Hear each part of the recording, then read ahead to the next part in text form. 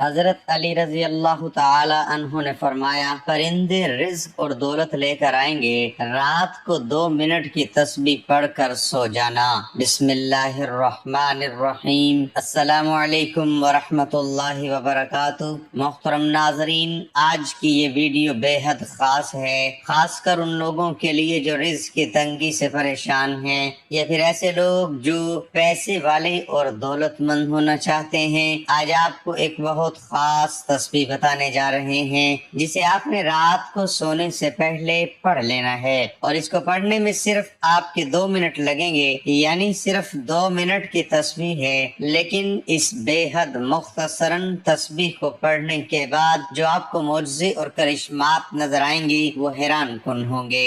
آپ کے گھر میں رزق، پیسے اور دولت کی فراوانی ہو جائے گی، بلکہ اگر میں یہ کہوں کہ پرندے خود آپ کے گھر میں دولت اور پیسہ لے کر آئیں گے تو میں غلط نہ ہوں گا۔ سننے میں تو یہ آپ کے لیے حیران کن لگ سکتا ہے، اور یقیناً آپ سوچ رہے ہوں گے کہ بھلا یہ کیسے ہو سکتا ہے کہ پرندے جو کہ بے زبان ہوتے ہیں وہ کیسے میرے لیے دولت اور پیسہ لے کر آئیں گے؟ لیکن یہ 100% سچ ہے۔ پرندے خود آپ کے لیے رزق اور دولت اور پیسہ لے کر آئیں گے، اور وہ اتنی زیادہ دولت ہوگی کہ آپ کے جتنے بھی ارمان ہیں، جتنی بھی خواہشیں ہیں، وہ تمام زندگی کی خواہش پوری ہو جائے گی۔ اس کے بعد بھی آپ کے پاس دولت اور پیسے میں کمی نہ آئے گی۔ حضرت علی رضی اللہ تعالیٰ عنہ کا ارشاد مبارک ہے کہ اگر تم رزق کے حوالے سے پریشان ہو اور تم پر غربت چھائی ہوئی ہے، تمہیں کوئی ضرورت نظر نہیں آتی کہ تم غربت سے نکل پاؤ گے پوری زندگی، تو پرندوں کو دانہ دنکا ڈالنا شروع کر دو۔ اور یہ بھی ضروری نہیں کہ تم پرندوں کو بہت زیادہ ڈال لو، بلکہ اگر تمہارے پاس ایک دانہ بھی موجود ہے رزق کا، تو تم اس کو بھی پرندوں کو کھلا کر اپنے رزق میں کشادگی اور وسعت لا سکتے ہو۔ اگر تم اپنے رزق میں سے صرف ایک دانہ پرندوں کو کھلا دیتے ہو، تب بھی تمہارے دولت، پیسے اور رزق میں اتنی برکت پڑے گی کہ تم سے سنبھالی نہ جائے گی۔ پرندے اللہ کی بے زبان مخلوق ہیں، اور یہ بے حد معصوم ہوتے ہیں۔ پرندے ایسے ہر شخص سے پیار کرتے ہیں اور ان کے لیے دعا گو رہتے ہیں جو ان کو کھانا ڈالتا ہے، ان کے پانی وغیرہ کا خیال رکھتا ہے۔ ان کے دل سے ہر وقت ایسے شخص کے لیے دعائیں نکلتی ہیں۔ علماء اور بزرگوں کا کہنا ہے کہ جو پرندوں سے پیار کرتے ہیں اور ان کے کھانے اور پانی کا خیال رکھتے ہیں، انہیں 5 چیزیں حاصل ہوتی ہیں۔ نمبر 1، مصیبتیں اور پریشانیاں ان لوگوں سے دور رہتی ہیں۔ نمبر 2، بلائیں، آفتیں ان سے دور ہو جاتی ہیں۔ نمبر 3، وہ اچانک حادثات اور اچانک آنے والی بیماریوں سے محفوظ رہتے ہیں۔ نمبر 4، ان کے گھر سے ہر قسم کی بے برکتی کا خاتمہ ہو جاتا ہے۔ جیسا کہ ہمارے گھر میں اکثر یہ باتیں ہوتی رہتی ہیں کہ پیسہ تو بہت آتا ہے، لیکن پیسہ کہاں جاتا ہے ہمیں پتہ نہیں چلتا، یعنی پیسہ ہمارے گھر میں جمع نہیں ہو پاتا۔ یہ تمام مسئلے ختم ہو جاتے ہیں، آپ کے گھر میں برکت پڑتی ہے۔ آپ کے گھر میں اکثر تھوڑا سا بھی پیسہ آتا ہے تو تمام کام اس پیسے میں نمٹ بھی جائیں گے، اور ان پیسے میں سے آپ کچھ بچا بھی لیں گے۔ نمبر 5، رزق کھل جاتا ہے، اور اس کے حوالے سے جتنے بھی بندشیں ہوتی ہیں وہ دور ہو جاتی ہیں۔ یعنی اگر صرف آپ پرندوں کا تھوڑا سا خیال رکھ لیتے ہیں، ان کو پانی وغیرہ بھی ڈال دیتے ہیں، تو آپ کو یہ 5 فائدے حاصل ہونے والی ہیں۔ علماء اور بزرگوں کا یہ بھی کہنا ہے کہ پرندوں کی دعائیں اصل میں 2 وجوہات کی بنا پر لگتی ہیں۔ پہلی وجہ کہ پرندے بے توکل نہیں ہوتے، یعنی پرندے کھانا اور پانی کو ذخیرہ نہیں کرتے، وہ اللہ پر توکل کرتے ہیں۔ جتنی انہیں بھوک ہوتی ہے اتنا دانہ چگتے ہیں اور اتنا ہی پانی پیتے ہیں، اور اس کے بعد اڑ جاتے ہیں۔ وہ بے توکل نہیں کرتے، وہ کھانا لے جا کر اپنے گھونسلے میں سٹور نہیں کرتے، یعنی وہ ہر وقت اللہ پر توکل کرتے ہیں، اسی لیے اللہ ان کی دعا سنتا ہے۔ اور دوسرے نمبر پر پرندے درویش ہوتے ہیں، وہ مستقل گھر نہیں بناتے، بلکہ ہر موسم میں ان کا گھر بدلتا رہتا ہے۔ کسی ایک جگہ کل کسی دوسری جگہ، آج ایک درخت پر کل کسی کے گھر پر، اور اپنے گھونسلے ایک جگہ سے دوسری جگہ منتقل کرتے رہتے ہیں، یعنی ہمیشہ سفر میں رہتے ہیں۔ اور اللہ تعالیٰ ایسے لوگ جو ہمیشہ جستجو یا سفر میں رہتے ہیں، اللہ تعالیٰ کو ایسے لوگ بے حد پسند ہیں۔ جیسا کہ آپ جانتے ہیں بہت سارے پرندے ہیں، اور ہر پرندے اپنی ایک صفت کیفیت رکھتا ہے۔ جیسے کہ اگر ہم چڑیا کی بات کرتے ہیں تو بابا فرید گنج چکر کو چڑیاں بے حد پسند تھیں۔ چڑیوں کے بارے میں کہا جاتا ہے کہ جو شخص چڑیوں کو دانا پانی ڈالتا ہے اس کی زندگی میں آسانیاں پیدا ہو جاتی ہیں، اس لیے ہر مشکل آسان بنا دی جاتی ہے۔ اگر وہ مٹی میں بھی ہاتھ ڈالتا ہے تو مٹی سے سونا نکال لیتا ہے۔ اسی طرح کبوتر بھی ایک بہت برکت والا جانور ہے، اور کبوتر کا ذکر تو ہمیں حدیث میں بھی بہت ساری جگہوں پر ملتا ہے۔ نبی کریم صلی اللہ علیہ وآلہ وسلم کا ارشاد مبارک ہے کہ کبوتر اللہ کو یاد کرتے ہیں۔ ایک شخص نبی کریم صلی اللہ علیہ وآلہ وسلم کی خدمت میں حاضر ہوتا ہے اور شکوہ کرنے لگتا ہے اپنی تنہائی کے بارے میں۔ آپ صلی اللہ علیہ وآلہ وسلم ارشاد فرماتے ہیں کہ تنہائی کو دور کرنے کے لیے کبوتر پال لو۔ جو شخص اپنی توفیق کے مطابق پرندوں کے کھانے پینے کا خیال رکھنے لگ جاتا ہے، حتیٰ کہ صرف پرندوں کے پانی کا خیال رکھنے لگ جاتا ہے، رزق کی پریشانیاں ان سے اٹھا لی جاتی ہیں۔ دولت، پیسہ اور رزق خود اس کے پاس چل کر آنے لگتے ہیں۔ آپ نے روزانہ رات کو سونے سے پہلے ایک تسبیح پڑھ لینی ہے جو ابھی ہم آپ کو بتائیں گے، اور اس کے بعد جب بھی آپ نے صبح اٹھنا ہے، آپ نے سب سے پہلے کام یہ کرنا ہے کہ آپ نے پرندوں کو پانی ڈالنا ہے، اور اگر آپ کے گھر میں رات کا بچا ہوا کچھ کھانا پڑا ہے، رات کی بچی ہوئی روٹی پڑی ہے، یہ کچھ بھی پڑا ہے جو پرندوں کو ڈالا جا سکتا ہے، آپ نے حسب توفیق پرندوں کو وہ ڈال دینا ہے۔ یہ ہرگز ضروری نہیں کہ آپ پرندوں کو بہت زیادہ مقدار میں ڈالیں، بلکہ اگر آپ کے پاس روٹی کا بچا ہوا ایک ہی نوالا پڑا ہے تو آپ اس نوالے کے چھوٹے چھوٹے ٹکڑے یا ذرے کر کر کے وہ بھی پرندوں کو ڈال سکتے ہیں۔ بلکہ حضرت علی رضی اللہ تعالیٰ عنہ نے تو یہاں تک ارشاد فرما رکھا ہے کہ اگر آپ نے رزق سے ایک دانہ نکال کر پرندوں کو ڈال سکو یا غیر مخلوق کو ڈال سکو تو وہ بھی تمہارے لیے کافی ہے۔ تو آپ نے حسب توفیق پرندوں کو کھانا اور پانی صبح سب سے پہلے ڈالنا ہے، اور اس کے بعد اپنے گھر کا آغاز کرنا ہے۔ یقین مانے اگر اس روٹین کو آپ فالو کر لیتے ہیں اور اپنی زندگی کا حصہ بنا لیتے ہیں، یعنی رات کو سونے سے پہلے یہ ایک تسبیح پڑھنا جس میں محض 2 منٹ سے بھی کم کا وقت لگتا ہے، اور صبح اٹھنے کے بعد سب سے پہلا کام یہ کرنا ہے کہ پرندوں کو پانی اور کھانا ڈالنا، جو کہ آپ نے حسب توفیق ڈالنا ہے۔ تو یقین مانے آپ کی زندگی سے ہمیشہ کے لیے رزق کی تمام پریشانیاں دور کر لی جائیں گی، آپ کی زندگی بدل کر رہ جائے گی۔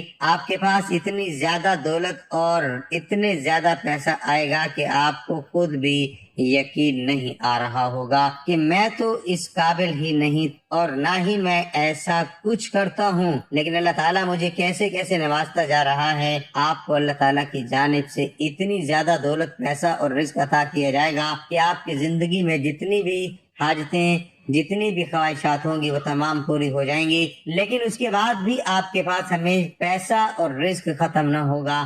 بس اب کچھ دن اس عمل کو کر کے دیکھیں، یقین مانے رزق کے حوالے سے آپ کے تمام مسائل ختم ہو کر رہ جائیں گے، اور آپ کی زندگی ہمیشہ کے لیے بدل جائے گی، اور آپ کو ایسا محسوس ہوا کرے گا کہ پرندے آپ کے لیے رزق، پیسہ اور دولت لے کر آ رہے ہیں۔ محترم ناظرین، آج کی ویڈیو بہت ہی زیادہ پیاری ہے۔ اللہ کا ایک ایسا نام جسے آپ رات میں پڑھ کر سو جاؤ، انشاءاللہ صبح تک آپ کی مرادیں پوری ہوں گی۔ یہ بہت ہی چھوٹا اور کامیاب وظیفہ ہے جسے بہت سے لوگ آزما چکے ہیں، اور جن لوگوں نے اسے آزمایا ہے ان کو 100% کامیابی ملی ہے۔ اللہ کریم کے ہر اسم مبارکہ کے صفات جمیلہ ہر مسلمان کے لیے وجہ معرفت ہیں، اور وہ بڑے ذوق سے اسماء ربی کا تسبیح و وظیفہ کر کے دنیاوی اور روحانی مشکلات کو قطع کرتے ہیں۔ اگر کوئی بندہ مشکلات کا شکار ہو جائے، اس کی گھریلو اور کاروباری زندگی میں اتار چڑھاؤ آ جائے، تو ایسے بندے کو پورے انعامات اور خلوص کے ساتھ نماز عشاء کے بعد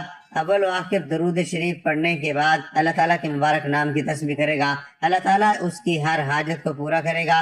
اسماء و صفات اللہ تعالیٰ کی توحید کی اقسام میں سے ایک قسم ہے، یعنی اللہ تعالیٰ کی ذات، اس کی ربوبیت والہویت پر ایمان لانے کے ساتھ ساتھ اس بات پر بھی ایمان لانا کہ اللہ رب العزت اپنے تمام ناموں اور صفات میں کامل و اکمل ہے، اس کا ہر نام اور ہر صفت ہر قسم کے نقائص و عیوب سے پاک ہے، پوری کائنات میں اس کے نام اور صفات میں کوئی اس کا ہم مثل ہے اور نہ شریک۔ اللہ ذوالجلال والاکرام کی تمام اسماء بہترین ہے، لہذا اس میں کسی بھی قسم کی تعطیل یا تشبیہ یا انکار کا عقیدہ رکھنا صریحۃ الحاد ہے۔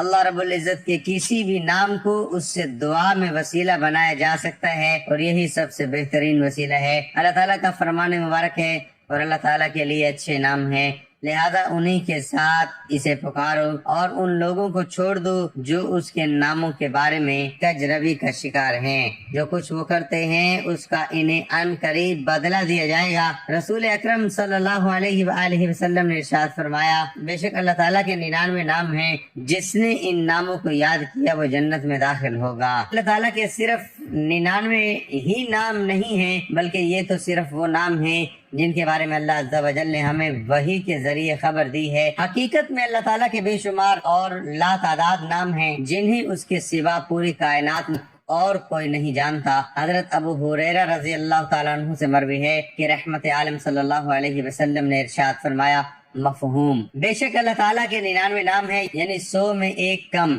جس نے ان کو یاد کیا یا ان کو پڑھا یا ان کے معنی جانے اور ان پر عمل کیا اور محفوظ کر لیا وہ جنت میں داخل ہوگا۔ بلا شبہ اللہ جل جلالہ و اعظم و شانہ کی عبادت و معرفت کا جذبہ انسانی فطرت اور طبیعت کا خاصہ ہے۔ یہی وجہ ہے کہ اس دنیا بھر کے انسانوں نے اپنے خالق و حقیقی مالک کے وجود کو دیکھا تو نہیں، لیکن اس کے باوجود جب کبھی اس کی زندگی میں کوئی خوشگوار واقعہ پیش آتا ہے تو عموماً جبین الانسانی میں سجدہ شکر مچلنے لگتا ہے اور جی چاہتا ہے کہ اس اندیکھی غیبی ہستی کا شکر ادا کرے۔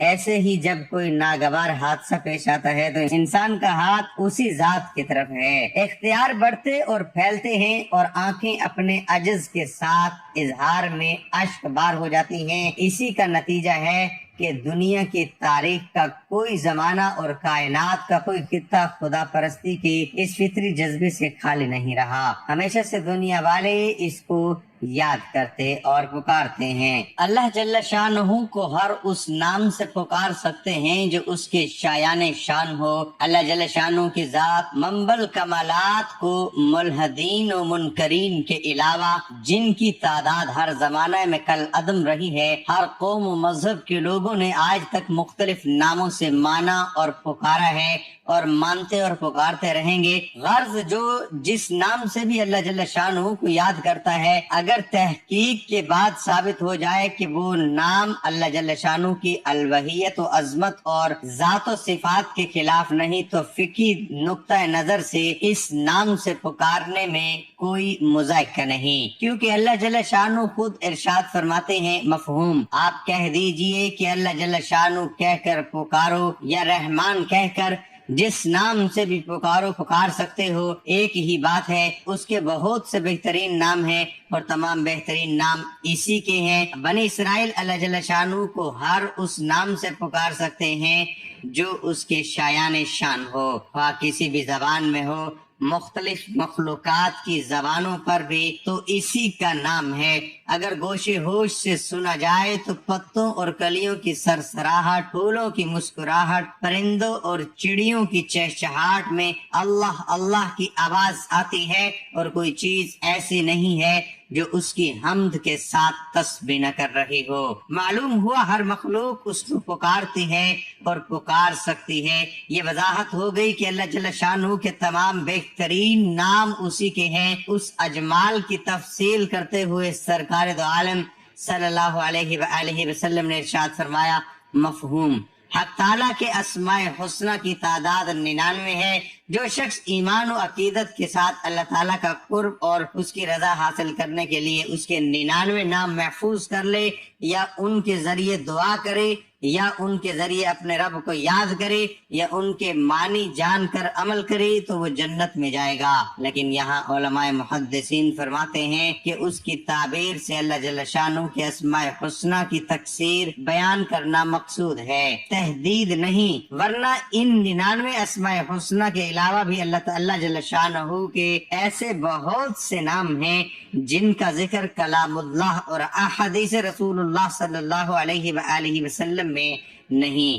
البتہ 99 کا جو عدد ذکر کیا گیا اس کا مقصد یہ ہے کہ حدیث پاک میں اسماء حسنہ کو یاد کرنے والے کے لیے جنت کی جو فضیلت ہے وہ انہی 99 ناموں کے ساتھ مخصوص ہے۔ مظاہر حق جدید اور بعض سلف سے منقول ہے کہ جس نے اللہم سے دعا مانگی اللہ نے گویا تمام ہی اسماء حسنہ کے ذریعے دعا مانگی۔ مظاہر حق جدید پھر یہ بھی حقیقت ہے اللہ جل شانہ کے جتنے بھی اسماء حسنہ ہے وہ سب کے سب اس کی الوہیت و ربویت اور شان عظمت و رفعت، قدرت و قوت، نصرت و حفاظت، محبت و ہدایت، شفقت و سخاوت وغیرہ پر دلالت کرتے ہیں۔ ان تمام اسماء حسنہ میں لفظ اللہ اسم ذات اور باقی اسماء صفات ہیں، جیسا کہ خود قرآن پاک کے ارشاد سے پتہ چلتا ہے۔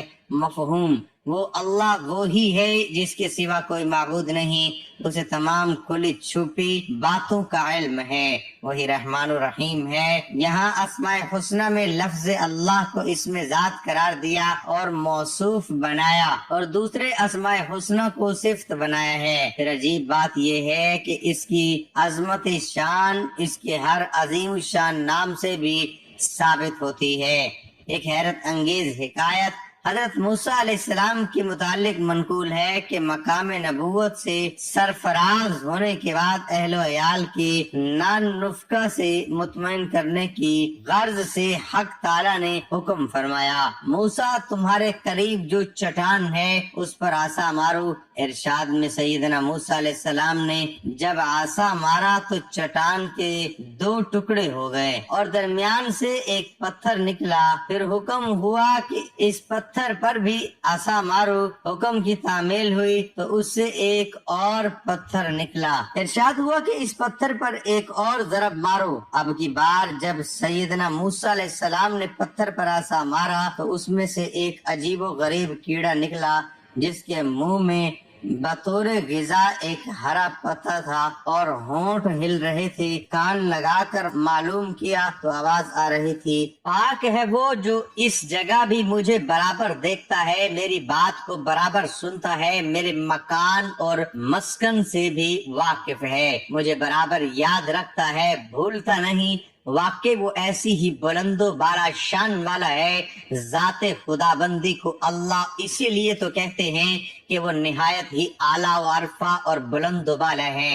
اللہ تعالیٰ کی ذات و صفات اتنی بلند ہے کہ پستی کا امکان ہی نہیں۔ وہ عجز و فنا سے بلند و ضعف و اضمحلال سے بلند و فقر و محتاجی سے بلند، سونے اور اونگنے سے بلند، کمزوری اور سستی سے بلند، ہر قسم کے نقص و عیب اور وہم و گمان سے بلند۔ اس لیے ہمیں اللہ کی ذات پر بھروسہ رکھتے ہوئے یہ وظیفہ کرنا ہے، کیونکہ وہ تو ایسی ذات ہے جسے نہ کبھی اونگ آتی ہے نہ نیند۔ وہ اپنے بندوں کو تو کبھی اکیلا نہیں چھوڑتا، وہ ہر وقت ان کے ساتھ ہے کیونکہ وہ اپنے بندوں سے بے حد محبت کرتا ہے۔ اس لیے ہمیں بھی چاہیے کہ ہم بھی اس کو راضی کریں اور ہر کام میں اللہ تعالیٰ سے ہی مدد مانگیں، بے شک وہ بہترین مددگار ہے۔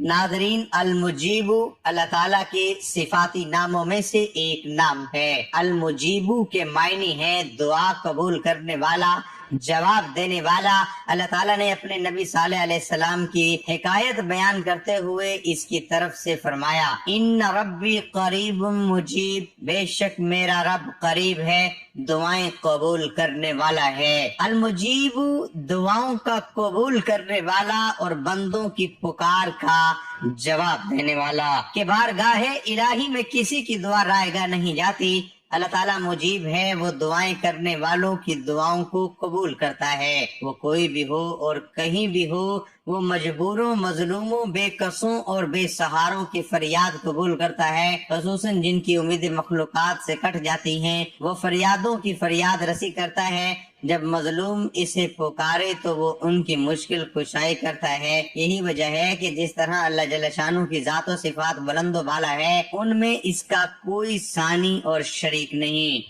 اسی طرح اس کا اسم ذات بھی بلند و بالا ہے، اس میں بھی اس کا کوئی ثانی نہیں۔ اس لیے علماء نے فرمایا کہ لفظ اللہ حق تعالی شانو کے ساتھ خاص ہے، لہذا لفظ اللہ سے حق تعالی ہی کو موسوم کیا جا سکتا ہے، اس کے علاوہ کسی کو نہیں۔ چنانچہ ارشاد ربانی ہے، کیا کوئی اور ہے جو اللہ کے نام سے موسوم ہو؟ اس کی ایک تفسیر یہی منقول ہے، اس لیے اس مبارک نام کا نہ تثنیہ ہے اور نہ جمع۔ لفظ اللہ کی ایک زبردست خصوصیت یہ ہے کہ قرآن کریم میں لفظ اللہ تقریباً 2940 مرتبہ آیا ہے۔ حقائقوں کا گلدستہ، حتیٰ کہ جمہور اہل علم نے تو لفظ اللہ ہی کو اسم اعظم قرار دیا ہے، لیکن قطب ربانی محبوب سبحانی حضرت شیخ عبد القادر جیلانی رحمت اللہ علیہ فرماتے ہیں کہ اگر لفظ اللہ زبان سے اس حال میں ادا کیا جائے کہ دل میں اللہ تعالیٰ کے علاوہ کچھ نہ ہو،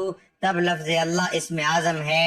اور ایک بزرگ فرماتے ہیں کہ دل اگر غیر سے اور پیٹ حرام سے خالی ہو تو پھر اللہ جل شانہ کا ہر نام اسم اعظم ہے۔ لفظ اللہ تو ایسا بابرکت نام ہے کہ اگر خدا نخواستہ غفلت کے ساتھ لیا جائے تب بھی برکت سے خالی نہیں، پھر عظمت کے ساتھ لینے کی کیا فضیلت ہوگی۔ اللہ جل جلالہ کا مقدس نام تو اس وقت بھی تھا جب کائنات میں کچھ نہ تھا، اور اس وقت بھی ہوگا جب کائنات میں کچھ بھی باقی نہ رہے گا۔ اللہ جل جلالہ کا مقدس نام ہی کائنات کی اصل روح اور جان ہے۔ جب تک کسی ایک کی زبانی پر بھی یہ مقدس نام جاری رہے گا، اور جس وقت کوئی زبان بھی اللہ اللہ کا ورد کرنے والی باقی نہ رہے گی، اس وقت بساط عالم کو لپیٹ دیا جائے گا، آسمان کی کندیلیں بجھا دی جائیں گی، دریاؤں اور سمندروں کا پانی خشک ہو جائے گا، نظام عالم درہم برہم ہو جائے گا۔ مشکات میں ثابت ہو گیا کہ اللہ جل شانہ کی ذات جیسے عظیم ہے، اس کا مقصد بھی اسی طرح عظیم ہے، اور عظمت سے اس کا مقدس نام لینے والا بھی عظیم ہے۔ حضرت تھانوی رحمت اللہ علیہ فرماتے ہیں کہ اللہ رب العزت کا نام اتنا عظمت والا ہے کہ اگر ہم 1000 بار بھی مشک اور عنبر سے اپنی زبان دھو کر اس کا مقدس نام لیں تو اس کے تقدس کا حق ادا نہیں کر سکتے، لیکن یہ اس کا احکام اور احسان ہے کہ اس نے اپنا مقدس اور عظیم نام ہماری حقیر زبان پر بآسانی جاری فرما دیا۔ اب جو اس پاک نام کو ورد زبانی رکھے گا، اس کی زبان اور جسم دونوں پاک ہو جائیں گے۔ حق تعالی ہمیں اپنی معرفت اور اپنے نام کی عظمت نصیب فرمائے، آمین۔ ناظرین، آج کا جو وظیفہ ہے وہ شروع کرتے ہیں۔ عشاء کی نماز ادا کرنے کے بعد اول و آخر درود شریف پڑھیے۔ درود و سلام اللہ تعالیٰ کی ان بابرکت نعمتوں میں سے ہے جو اپنے دامن میں بے پناہ فیض و برکات سمیٹے ہوئے ہے۔ یہ ایسی لازوال دولت ہے کہ جسے مل جائے تو اس کے دین و دنیا سنور جاتے ہیں۔ درود و سلام محبوب خدا صلی اللہ علیہ وآلہ وسلم کی تعریف، اللہ تعالیٰ کی رحمت کا خزانہ، گناہوں کا کفارہ، بلندی درجات کا زینہ، قرب خدا بندی کا آئینہ، خیر و برکت کا سفینہ ہے۔ مجلس کی زینت، تنگ دستی کا علاج، جنت میں لے جانے والا عمل، دل کی طہارت، بلاؤں کا تریاق، روح کی مسرت، روحانی پریشانیوں کا علاج، غربت و افلاس کا حل، دوزخ سے نجات کا ذریعہ اور شفاعت کی کنجی ہے۔ احادیث مبارکہ میں درود و سلام کے بے شمار فضائل و برکات کا ذکر ملتا ہے، جن میں سے چند ایک درج ذیل ہیں۔ ایک، درود و سلام قرب مصطفیٰ صلی اللہ علیہ وآلہ وسلم کا ذریعہ ہے۔ حضور نبی اکرم صلی اللہ علیہ وآلہ وسلم کی ذات گرامی سے والہانہ عقیدت و محبت جزو ایمان ہے، اس کے بغیر ایمان کی تکمیل نہیں ہوتی۔ درود و سلام پڑھنا محبت رسول صلی اللہ علیہ وآلہ وسلم کی دلیل ہے۔ کثرت سے درود و سلام پڑھنے والے کو روز قیامت قرب رسول صلی اللہ علیہ وآلہ وسلم کی نعمت سے فیض یاب دریافت کیا جائے گا۔ حضرت عبداللہ بن مسعود رضی اللہ عنہ فرماتے ہیں کہ حضور نبی اکرم صلی اللہ علیہ وسلم نے فرمایا، قیامت کے روز لوگوں میں سے میرے سب سے زیادہ قریب وہ ہوگا جو اس دنیا میں کثرت سے مجھ پر درود بھیجتا ہے۔ درود و سلام وہ پاکیزہ عمل ہے جو انسان کے تن اور من کو ہر قسم کی آلائشوں، کثافتوں اور آلودگیوں سے پاک و صاف کر دیتا ہے۔ حضرت ابو ہریرہ رضی اللہ عنہ سے مروی ہے کہ حضور نبی اکرم صلی اللہ علیہ وسلم نے ارشاد فرمایا، مجھ پر درود پڑھا کرو، بلا شبہ مجھ پر تمہارا درود پڑھنا تمہارے لیے روحانی اور جسمانی پاکیزگی کا باعث ہے۔ محترم ناظرین، کوئی بھی وظیفہ شروع کرنے سے پہلے درود پاک پڑھنا ہے۔ ایک بار ثواب کی نیت سے میرے ساتھ بھی درود پاک پڑھ لیں۔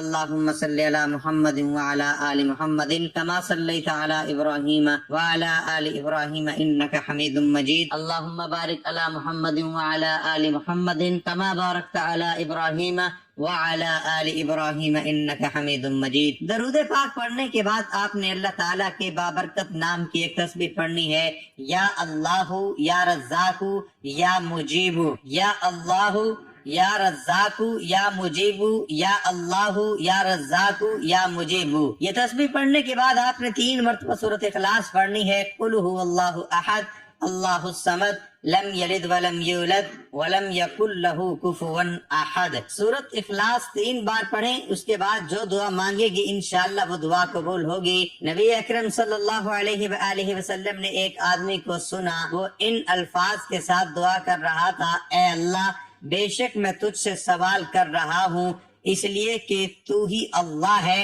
تیرے سوا کوئی معبود نہیں ہے، تو ایسا اکیلا ہے، بے نیاز ہے کہ تیرا کوئی باپ نہیں اور نہ کوئی اولاد ہے اور نہ ہی کوئی تیرے ہم مثل ہے۔ رسول معظم صلی اللہ علیہ وسلم نے فرمایا، قسم ہے اس ذات کی جس کے ہاتھ میں میری جان ہے، اس نے اللہ سے ایسے اسم اعظم کے ذریعے سوال کیا کہ جب اس کے واسطے سے اللہ سے سوال کیا جائے تو وہ ضرور عطا کرے گا، اور دعا کی جائے تو وہ ضرور قبول ہو۔ یہ بہت ہی کامیاب وظیفہ ہے، بہت سے لوگوں نے اس سے کامیابی حاصل کی ہے، تو میں چاہتا ہوں آپ بھی اس کو کثرت سے پڑھیں۔ ناظرین، گزارش ہے کہ اللہ تعالیٰ کے 99 ناموں میں سے کوئی ایک نام کمنٹ میں لکھ کر ضرور شیئر کریں۔ اللہ ہم سب کا حامی و ناصر ہو۔